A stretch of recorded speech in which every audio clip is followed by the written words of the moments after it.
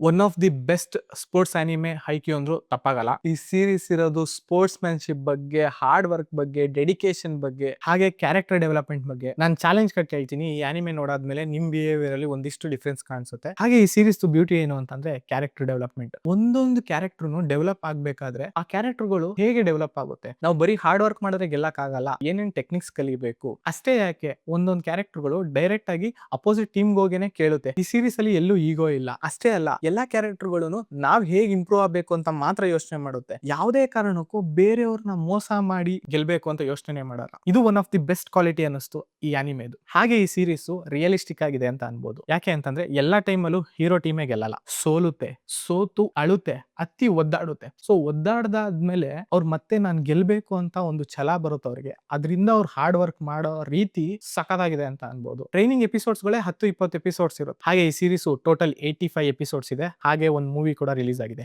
Recent ಆಗಿ. ನಾನು usually compare ಮಾಡಲ್ಲ, ಅಂದ್ರೂ ಸುಮ್ಮನೆ ಕಂಪೇರ್ ಮಾಡಿದ್ರೆ ಬೇರೆ ಆನಿಮೆಗಳೆಲ್ಲ ಹೈಪ್ ನನ್ಗೆ ಯಾವಾಗ ಸಿಗುತ್ತೆ ಅಂದ್ರೆ ಯಾರೋ ಒಬ್ರು ಸತ್ರೆ, ಯಾರೋ ಒಬ್ರು ಗೆದ್ರೆ, ಇಲ್ಲ ಒಂದ್ ಫೈಟ್ ಆದಾಗ, ಒಂದು ಹೆವಿ ಬ್ಯಾಟಲ್ ಇದ್ದಾಗ ಮಾತ್ರ ನಮ್ಗೆ ಹೈಪ್ ಸಿಗುತ್ತೆ. ಆದ್ರೆ ಈ ಆನಿಮೆದಲ್ಲಿ ಒಂದೇ ಒಂದು ಪಾಯಿಂಟ್ ಗೋಸ್ಕರ ಹೋರಾಡ್ತಾರೆ, ಅದನ್ನ ಹೈಪ್ ಮಾಡ್ತಾರೆ, ಸಕಲಾಗಿ ಮಾಡ್ತಾರೆ ಅಂತ ಅನ್ಬೋದು. ಅಟ್ ಎ ಟೈಮ್ ಹೀರೋ ಏನ್ ಯೋಚನೆ ಮಾಡ್ತಾವನೆ, ಹಾಗೆ ಅವ್ರ ಟೀಮ್ ಏನ್ ಯೋಚನೆ ಮಾಡ್ತಾ ಇದಾರೆ, ಹಾಗೆ ಅಪೋಸಿಟ್ ಟೀಮ್ ಏನ್ ಯೋಚನೆ ಮಾಡ್ತಾ ಇದಾರೆ, ಆಡಿಯನ್ಸ್ ಏನ್ ಯೋಚನೆ ಮಾಡ್ತಿದ್ದಾರೆ, ಎಕ್ಸಿಕ್ಯೂಟ್ ಮಾಡ್ಬೇಕಾದ್ರೆ ಯಾವ ತರ ಎಕ್ಸಿಕ್ಯೂಟ್ ಮಾಡ್ತಾರೆ ಅನ್ನೋದನ್ನ ಸೂಪರ್ ಆಗಿ ತೋರಿಸ್ತಾರೆ.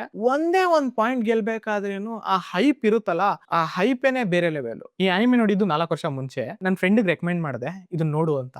ಅವನು 4 ಸೀಸನ್ ನ 4 ಸಲ ನೋಡಿದ್ದಾನೆ. ಅದರಿಂದ ನಾನೇನ್ ಮಾಡಿದೆ ಗೊತ್ತಾ, ಹೌದಾ ಅಷ್ಟ್ ಚೆನ್ನಾಗಿದೆ ಅಂತ ಮತ್ತೆ ಇನ್ನೊಂದ್ಸಲಿ ನೋಡಕ್ ಸ್ಟಾರ್ಟ್ ಮಾಡಿದೆ. ಇನ್ನೊಂದ್ಸಲಿ ಸ್ಟಾರ್ಟ್ ಮಾಡಿದಾಗೂ ಅದೇ ಹೈಪ್ ನನಗೆ ಸಿಗ್ತಾ ಇದೆ. ನಾನು ಅಟ್ಯಾಕ್ ಆನ್ ಟೈಟನ್ ಬಗ್ಗೆ ನಾನು ಯಾವತ್ತೂ ಮರ್ತೋಬಾರ್ದು ಅಂತ ಅನ್ಕೊಂಡಿದ್ದೆ. ಯಾಕಂತಂದ್ರೆ ಅದು ಫಸ್ಟ್ ಟೈಮ್ ಸಿಕ್ಕಷ್ಟು ಕಿಕ್ಕು ಸಿಗಲ್ಲ ಅಂತ. ಆದ್ರೆ ಈ ಆನಿಮೆ ನೋಡಿದಾಗ ಹೌದು, ಫಸ್ಟ್ ಟೈಮ್ ಸಿಕ್ಕಷ್ಟು ನಿಮಗೆ ಕಿಕ್ ಸಿಗಲ್ಲ, ಅದು ಕರೆಕ್ಟೇ. ಯಾಕಂದ್ರೆ ಯಾರು ಗೆಲ್ತಾರೆ ಯಾರು ಸೋಲ್ತಾರೆ ಅಂತ ಗೊತ್ತಾಗ್ಬಿಟ್ಟಿದೆ. ಆದ್ರೆ ನಿಮ್ಗೆ ಒಂದೊಂದ್ಸಲಿನೂ ಆ ಗೋಲ್ಗೋಸ್ಕರ ಅವ್ರು ಹೋರಾಡ್ತಾರಲ್ಲ, ನಿಮ್ಗೆ ಒಂದೊಂದ್ಸಲಿ ನೋಡಿದಾಗ್ಲೂ ಅದೇ ಹೈಪ್ ಸಿಗುತ್ತೆ. ಆ ಲೆವೆಲ್ಗೆ ಸ್ಕ್ರೀನ್ ಪ್ಲೇ ಟೈಟ್ ಆಗಿದೆ ಅಂತ ಅನ್ಬೋದು. ಹಾಗೆ ಇನ್ನೊಂದು ಇಂಟ್ರೆಸ್ಟಿಂಗ್ ಫ್ಯಾಕ್ಟ್ ಏನು ಅಂತ ಅಂದ್ರೆ, ಈ ಸೀರೀಸ್ ನ ನೋಡಿದ್ರೆ ಯಾವುದೇ ತರ ಮೇನ್ ಕ್ಯಾರೆಕ್ಟರ್ ತುಂಬಾ ಇಂಪಾರ್ಟೆನ್ಸ್ ಕೊಟ್ಟಿದ್ದಾರೆ ಅಂತ ಅನ್ಸಲ್ಲ. ಸೊ ಆನಿಮೇಸ್ ಅಂದ್ಮೇಲೆ ಎಲ್ಲಾ ಕ್ಯಾರೆಕ್ಟರ್ಗಳು ಇಂಪಾರ್ಟೆನ್ಸ್ ಕೊಟ್ಟಿರ್ತಾರೆ. ಆದ್ರೆ ಈ ಆನಿಮೆದಲ್ಲಿ ಎಲ್ಲಾ ಕ್ಯಾರೆಕ್ಟರ್ಗೂ ಇಂಡಿವಿಜುವಲಿಟಿ ಜಾಸ್ತಿನೇ ಇದೆ ಅಂತ ಅನ್ಬೋದು. ಇಷ್ಟು ಡೀಟೇಲಿಂಗ್ ಆಗಿ ಸೂಪರ್ ಆಗಿ ಹೇಗ್ ಬರೆಯಕ್ ಸಾಧ್ಯ ಅನ್ನೋ ತರ. ನಾನು ಈ ಆನಿಮೆ ಬಗ್ಗೆ ಹೇಳ್ತಾ ಹೋದ್ರೆ ಹೇಳ್ತಾನೆ ಹೋಗ್ತೀವಿ. ನಾನು ಈ ವಿಡಿಯೋಸ್ ಮಾಡ್ತಿರೋದು ಅಷ್ಟೇ, ನನಗೆ ಯಾವ್ದು ಇಷ್ಟನೋ, ನನಗೆ ಯಾವ್ದು ಮಜಾ ಕೊಡುತ್ತೋ ಅದನ್ನ ಫ್ರೆಂಡ್ಸ್ ಜೊತೆಗೆ ಹೇಗೆ ಹೇಳ್ಕೊತೀನೋ ನಿಮ್ಗೆ ಎಲ್ರಿಗೂ ಹೇಳ್ಬೇಕು ಅನ್ನೋ ತರ. So one of the best ಯಾವ್ದು ನಮ್ಗೆ ಸೈಕ್ ಮಾಡುತ್ತಲ್ಲ ಅಂತದ್ ಮಾತ್ರ ವಿಡಿಯೋಸ್ ಮಾಡೋಣ ಅಂತ